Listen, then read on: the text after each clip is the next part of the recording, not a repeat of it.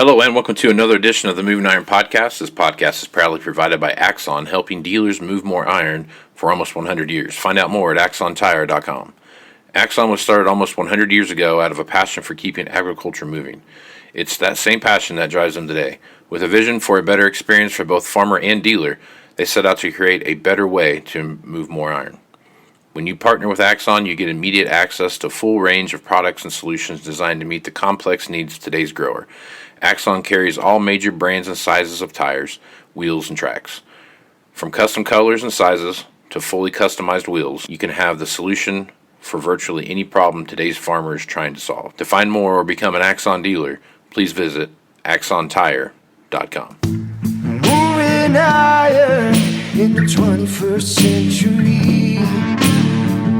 Hard-working people working hard for you and me. Moving iron, time and time again. Through the years you'll find us here. Moving iron. Hello and welcome to Moving Iron Podcast. This edition of the Moving Iron Podcast is brought to you by Arrow. And Arrow is a product that I have come across here, probably the last 2 or 3 months here. I've had a chance to sit down and visit with the guys and gals over there. And Arrow basically is a CRM package, and I know that's a dirty word sometimes in the industry here, but some of them create more work and some of them are just, I don't know what they do. But Arrow, I think, is got a unique approach to what they're doing. So I am pleasured to be joined by Charles Anderson. He is the founder and CEO of Arrow. And Charles, how you been, man? Good to see you, Casey. Co-founder. I'm the co-founder. Oh, co-founder. Okay. Co-founder. I'm doing good. Yeah. And I also hate CRMs, just so everybody is clear. The CRM word, phrase, acronym, whatever it is, it sucks. No one likes CRMs. I don't like CRMs either. I wish we didn't have to use the word CRM associated with Arrow. But I do think there's a different way to think about CRMs. I think there's a better way to do it. Yeah, I think so. I think you got something that's a little bit different. Before we get to that part, let's talk about Charles for a little bit and who you are, what you are, and how did you end up trying to sell a quote unquote CRM package to the equipment world? Sure. Oh man, it's such not a straight line path. I think it never is. So born and raised California. I love. That's part about my life and my story now, that I get to spend my time in the weird parts of LA, being from the San Francisco area, and now I get to know someone like you, being in the Midwest and being in the middle of the country, and I get to see all those different worldviews and all these different people, and people are so different depending on where you're from, and they're also the same, right, depending on where you're from. So long story short, born and raised in the Bay Area, grew up and down the coast of California, from San Diego up to Sacramento. Was kind of in the backyard of UC Davis, the Aggies. So remember growing up past all the farmland, didn't really know much about ag or the ag world at all. But grew up playing baseball. That took me through college at San Diego State. After that, I stepped into the mortgage industry and had an opportunity to build my own mortgage company. It was really an interesting time and a terrifying time because it was right before the financial crisis. But I focused on commercial real estate financing and mortgage real estate financing. And that gave me exposure on the commercial side to equipment financing. And I just kind of kept pulling that thread during the Great Recession. I was incredibly fortunate I got accepted into Stanford Business School. I'm very proud of the fact that I was a round 3 admit after the deadline, which for someone like myself from a not great area, being able to sit down with some of the best and brightest business minds in the world and learn from them, I felt like I was kind of peeking behind the curtain. Mm-hmm. Seeing how the sausage gets made, and this gets to the softer part in a bit, but being indoctrinated into how some of the biggest and best software companies in the world have been built, I actually am blown away with how similar software businesses are to dealerships. And it's so interesting if you look at the components of how dealerships are actually organized day to day. You have really high repeat customers. You make most of your money by delivering quality service, by being available for your customers, and by innovating your customer experience. Same thing with software. Same thing with the biggest and best software companies in the world. So fast forward, after I got out of Stanford Business School, I launched what's called a search fund. It's called like an investment fund where you raise money from high net worth individuals. They back you to go and find a business to acquire and then run that company. Long story short, my wife got pregnant with our twin boys, and we weren't expecting twins, which was amazing and Again, Oh, yeah. terrifying. The pattern. Yep. And so we ended up, the twins came early. They're healthy now, but I needed a job. So the job that I ended up falling into was a company I was trying to acquire, a company at the time, well, now what is known as Currency, which was now sold to the Sandhills companies and Tractor House and Machinery Trader and all those family companies. But I joined the business when it was 4 employees. I was the 5th employee there. Helped to grow that company from about called a few $100,000 of volume to just about $1 billion of total transaction volume over a course of about a 10-year period. And through that period, because we were selling payments and financing, and because payments and financing is truly a commodity, we had to learn how to use technology to be unique to your customer.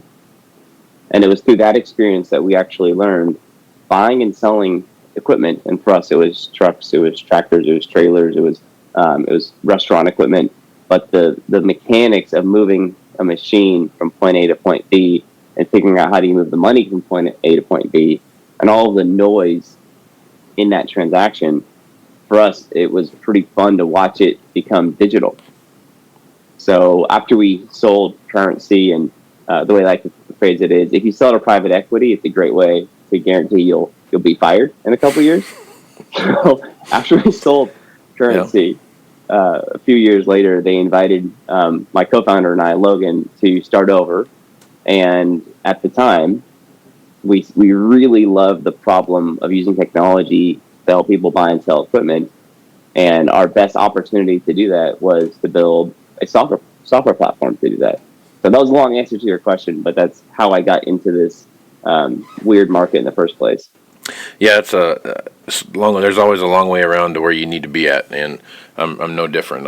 Anyone that's listening to this podcast knows that I'm not a farm kid and didn't grow up on a farm. I don't have any family that farms. I don't know anything about farming. So for the fact that I'm in the farm equipment business is always, I kind of have to chuckle a little bit, because if somebody would have said that to me, hey, you're going to be in the farm equipment business someday, like, yeah, you're right. Doing a farm podcast?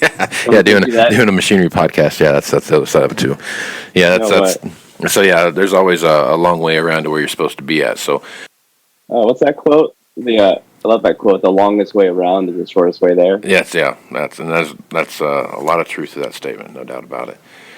So let's talk about Arrow a little bit here and how it works. So to me, when I use it, it's and you show me a demo of it, kind of what it looks like, and those kind of things. And the one thing I am very conscious about is when I talk about a company or want to have a company be a part of what we're doing here, that I find it worthwhile and that I find that's going to bring some value to there. And I really do believe that what you have here is going to bring some value to people. And the thing about it is, I don't care if you're 6 years old or 66 years old, being able to navigate in Facebook or Twitter or Instagram or whatever it is that you're doing, just about it. Even if they tell you they don't use it, they're using it somehow, right? I mean, right. My dad has a Facebook page, and what he posts sometimes makes me laugh. But what he's, the point is that he, for the longest time, fought that and didn't want to do it. But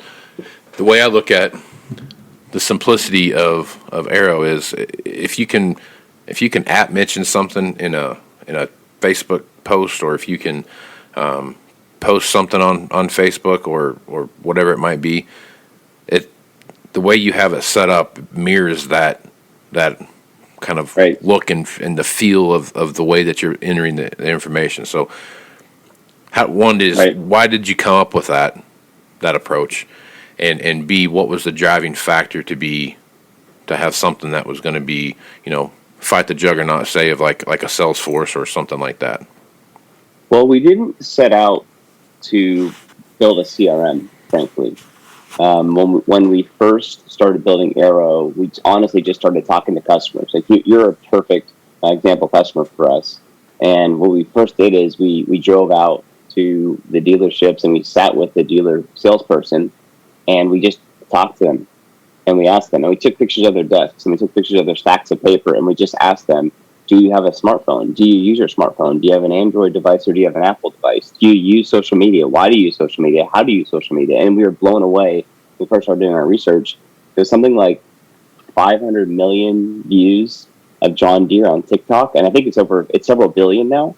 Just in a matter of months, that's growing exponentially. That people love interacting with the Deere brand online. They love it. They have so much joy. There was an article that was just released by Deere a few months ago that they have been able to spend less on marketing because users are posting so much about the Deere brand, which is crazy. And so really, we didn't set out to build a CRM. We set out to solve a digitization problem. And the problem was focused on, how do we get this paper off of your desk? How do we get you back into the field doing what you enjoy doing, which is not paperwork, it's closing deals? And how do we do it in such a way where you actually can enjoy the process of selling again? And so we started asking questions like, well, do you like social media? Usually the answer is some sort of like embarrassing yes, but no one wants to admit that they like social media. We all do. No one wants to admit it. Right, yeah. And so we said, okay, what if we built you a sales experience that felt like you were playing on social media? So what does that look like? Well, instead of a Salesforce experience where you're doing data entry, in an Arrow experience, you're scrolling pictures, you're sharing pictures, you're commenting on pictures, and then you're clicking a button to send a quote out. And so originally, this is why I cringe when I hear that we're a CRM. I don't want to really admit it, but we are. But originally, we thought of ourselves as a sales tool. And then people kept saying, oh, you're the CRM thing. We're like, oh, yeah, actually, if I look at it, we're a CRM without any data entry. But the goal was really to build something super simple and super powerful that people would enjoy using. And the output of it was a CRM on accident. You kind of hit on a few things there that make the CRM experience a little different. The fact that it's collecting the data for you, right? Right. And kind of the no way data entry. Yeah, so you just whatever you're typing in there, as far as whatever descriptions you're doing or whatever that might be, it's collecting all that data and it's taking all that data and putting it wherever you want it to go, whether it's a customer database or whatever that might be that you're putting there. And there's just you're doing step B before you do step A in a traditional CRM situation. I mean, is that a fair statement? I can walk you through a simple scenario that keeps coming up for us. We've seen a lot of success with, and it's a salesperson in the field figuring out what a machine's worth. Right now, they're probably taking a picture on their phone, or they're probably going some sort of detailed MF Pro trade evaluation process, which is really good. But what they're trying to figure out is, what can I offer the customer on this machine? And the shortcut to that is to talk to the person who knows what this thing's going to sell for. Like, how much can I sell it for? Mm-hmm. And right now, what they're probably doing is taking a picture and texting to someone saying, what's this worth? Some version of that. Yeah. And so now with Arrow, what you can do is you can snap a picture, you can upload it to your private feed for your company, and you can say, at wholesale salesperson, at store manager, at expert in my company who knows this machine, what's this worth? And that conversation lives with the machine forever. And so instead of another email, instead of another text thread, instead of another something that you'll never be able to reference ever again, it's just snap a picture, post just like you do on social media, and at fill in the blank, hey, what's this worth? And maybe it'll say, well, I need more pictures, or I need to know the hours, or I need to know something else. And then you can have that conversation right there, and it's public. And then the last step that we've seen people get a lot of success with is you could say, at this store location, do you know anyone who's in the market for this machine? And that cycle just speeds up the deal so much for the customer and for the salesperson and for everybody trying to complete the entire transaction without more emails and with no data entry. It's the same experience they're already doing today. It's just done in a super organized, clean way. Okay.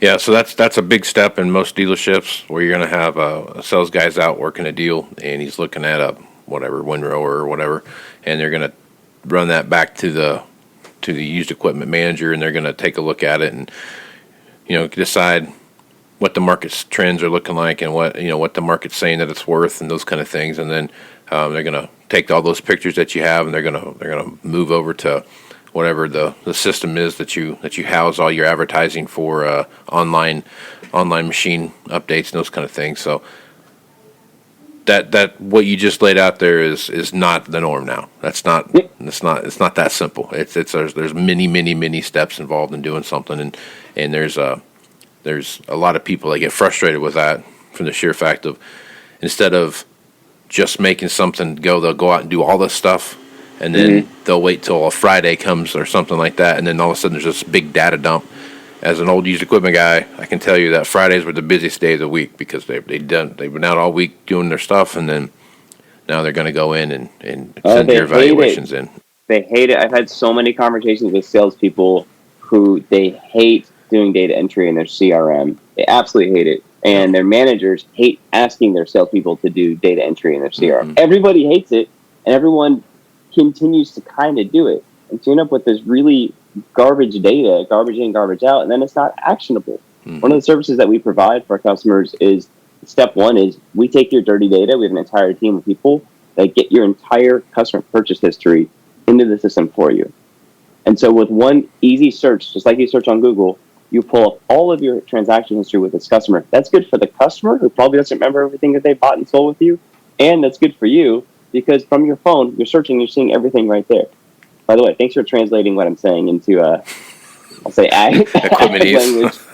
Yeah, exactly. It's not, I'm still learning that language. I know the finance, payment, tech language. I'm still learning the regular language. You and me both. So we're plugging our way through there. So when I look at the way things are going now, and I know someone's listening to this like, oh, that's going to be something that's for this big multi-store dealership. They span hundreds of thousands of square miles. They got this big operation.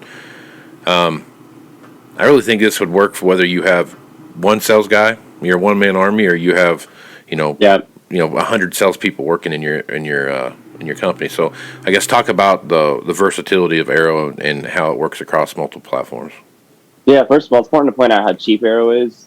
It's a few $100 a month. It's $99 a user. So we're not talking about enterprise software that's going to cost you millions of dollars or tens of thousands of dollars. It is intentionally meant to be affordable for everyone to get access to it. So we have a lot of customers that are one-store locations or one salesperson locations or independent. And on the rental side, we see a lot of success where you have this one guy that's been a broker that's now doing rental that he just needs help getting organized. Right. And so it spans from big group chat with 20, 30 people on it on one group chat to one person that has 30 pieces of equipment that he's trying to figure out where are they and how do I bill and how do I make sure I'm getting paid here and where is that machine and is this customer satisfied and everything they're doing today, but finally doing it in one platform. Okay. Yeah. So that makes it, that's what I'm talking about there is that tight, clean package now it's tight and clean. It's also, it's easy to use. So that's even a bigger thing. So talk a little bit about, like you're talking about getting paid, right? So talk about that a little bit. So how do you keep in track of all the transactionary type of stuff that goes on in the equipment side of the business? So this is different depending on how big you are and how, I'll say, digital you are with collecting payments today. So we can handle all of it. So you can be a fully e-commerce company, which means you can have your customers making credit card, debit card, or bank transfer payments directly through the system if that's what you want. Or you can just use Arrow as a paperwork system to eliminate your paperwork, where you're sending out purchase orders or quotes or contracts digitally and having the customers sign electronically so you never have to deal with that again. And you can follow your normal invoicing process. And the accounting team can handle that inside of Arrow as well without having to run the payment inside the system. So we're just the software platform, and something that we have to get right is Arrow has to work for how you work today, meaning we're month-to-month contracts. So there's nothing that we can do that can keep you with us if you're not happy. Right. You're going to cancel. You're not going to pay your next month's payment, which is reasonable. And so it just goes back to the fact that what we first do is we understand how are you operating today, and we make sure that the software works for how you're operating today. And then we listen to you when you tell us things that you want to change. Then we continue to refine your process, how you want it to be designed, not how we think it's redesigned, because we're the technology company. We're not in your shoes. We want to be. It's just not our role. Right. Yeah, no, I think that's an important key structure there is that there's a lot of the stuff that all these different CRMs that are out there that are very canned, like we can do this, and this is the box that we have for you to live in, and there's not a lot of different options for you outside of this box. I mean, we can tweak a few things here and there, or we can add this column to the spreadsheet that you print out type of thing, but for the most part, this is pretty much the report you're going to get, or this is the process that you're going to get, or whatever that means. So you need to build your business around our system and not our system around your business type of thing. Well, and most CRMs, and we learned this because of our last experience, most CRMs have this very rigid parent-child relationship, that I have this concept of a lead, and this lead converts magically through pixie dust and unicorn horns into an account, a contact, an opportunity. And then what happens when someone wants to change their equipment? Right. What do you change? You change the opportunity, you change the account, you change the contact. What if it's multiple contacts? And so the way that we built Arrow is you can quote multiple machines to multiple people with multiple prices, and you never lose track of any of that with no data entry. And that's at the very core of how the system is built. Is it's a many-to-many dynamic. Multiple things to multiple people without losing track. Mm-hmm. And that's what most CRMs get wrong, is that they can't structurally do that because they didn't understand how complex these transactions are and how you have prices and costs changing all the way through the finish line. And even after the finish line, when it comes back in as a trade-in in a year or 3 years from now. Yeah. And that's the other side of that too, is that the customer base that you're working with and who you're doing what with and why you're doing different things, because there's a lot of moving parts in a sales deal, man. There's so many different things that are going on that, it's not just cut and dry. There's not all one sales deal are the same. They're every one of them's a little bit different. They resemble the same creature, but they have their eyes are in different places, and they have 4 arms instead of 2, and they got some different stuff there. So there's being able to functionally track all that and stay coherently in line with what's going on. That's a tough one, and if your system allows that to happen, then that's going to be a game changer for you guys. It's built for that. The details on those deals never stop changing even after the finish line, because you might want something customized on your machine, or the customer might be talking to the service manager without telling you as a salesperson. Yeah. You're going to want to know as a salesperson that the machine just came in and your customer's pissed off. You want to find out as soon as you can so you can get out in front of that problem. There's so many reasons why the deals never die, which is why I go back to dealerships look so much like software companies, because if you're not continuing to drive value to your customers leave you.